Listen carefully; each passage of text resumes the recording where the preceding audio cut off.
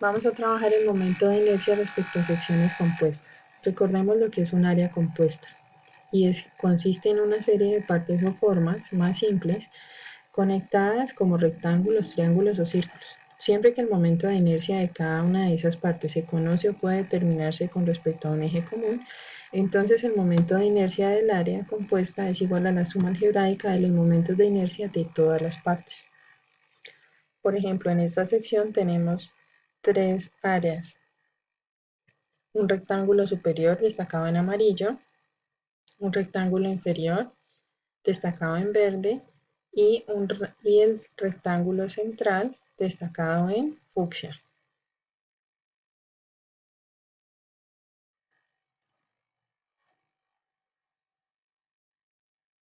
Para calcular el momento de inercia por secciones compuestas, debemos dividir el área en sus partes componentes e indicar la distancia perpendicular desde el centroide de cada parte hasta el eje de referencia.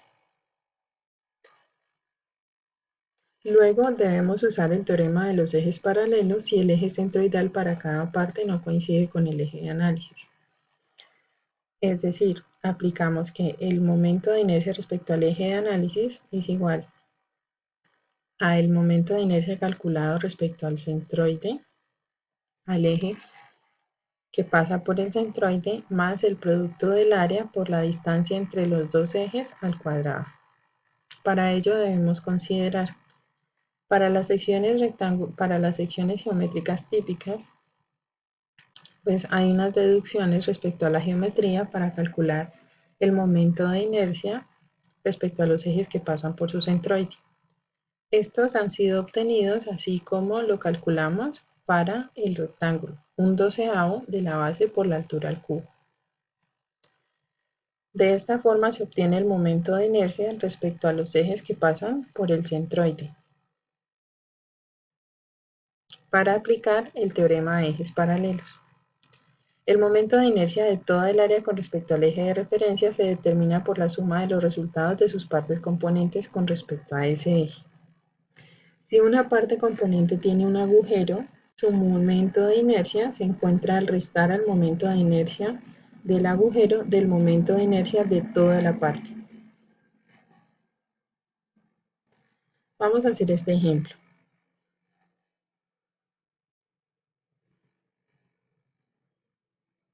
Vamos a determinar el momento de inercia de esta área con respecto al eje X. El área es todo lo que está sombreado, o sea, sin contar el círculo. De forma que vamos a seccionar el área en las partes componentes. Voy a tomar todo el rectángulo que está destacado aquí en fucsia y le voy a quitar el círculo, que es este agujero que tengo aquí de radio de 25 milímetros.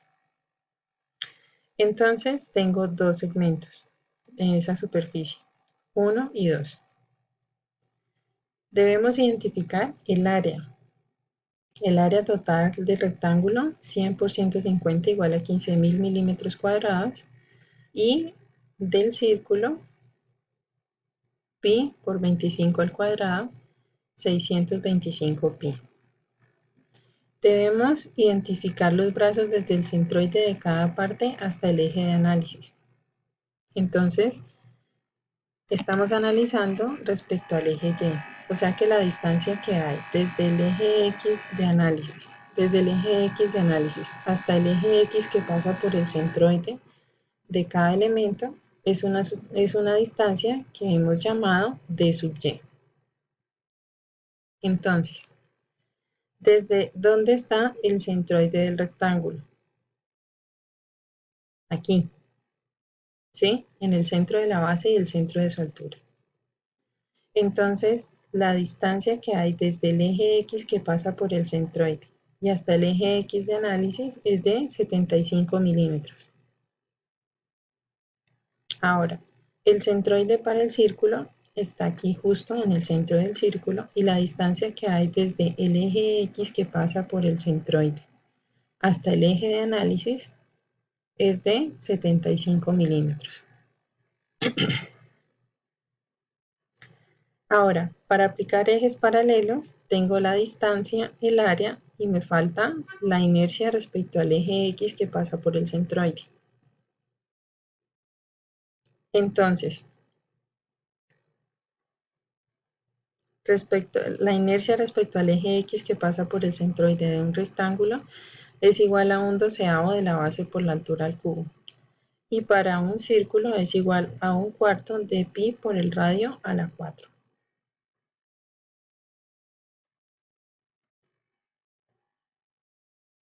Entonces, 1/12 de la base 100 por la altura 150 al cubo y obtengo la inercia respecto al eje X de 28.125 por 10 a la 6 milímetros a la 4. Estos números tienden a ser números grandes porque estamos trabajando en unidades pequeñas, milímetros, centímetros, y estamos manejando